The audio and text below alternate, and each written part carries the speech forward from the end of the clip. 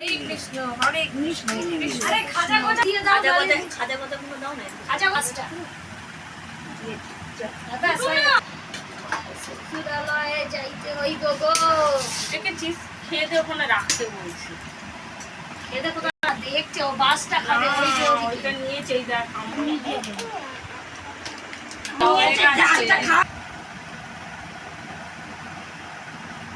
Mamma which fruits বলো এটা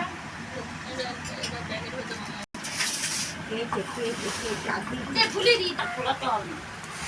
ওই দেখো ওটা থাক না, গোপালের কাছে আছে, সাজানো থাক।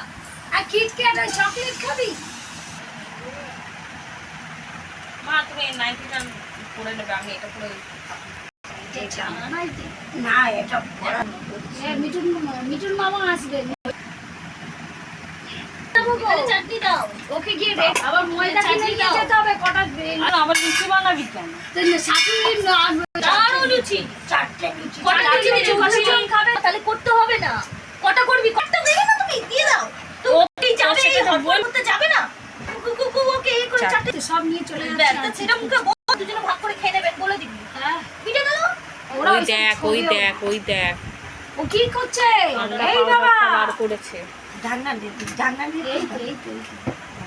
কি করে দেয়?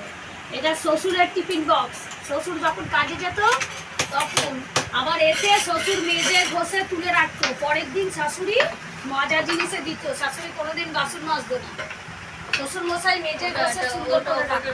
সেটা না মুখে বলবি, সব তাহলে শ্বশুর মশাই বিয়ে কেন করবি? কেন বিয়ে চলে যায় এখান থেকে, যা বলবো।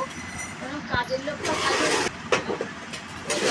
সব বলে যে চারটে আছে।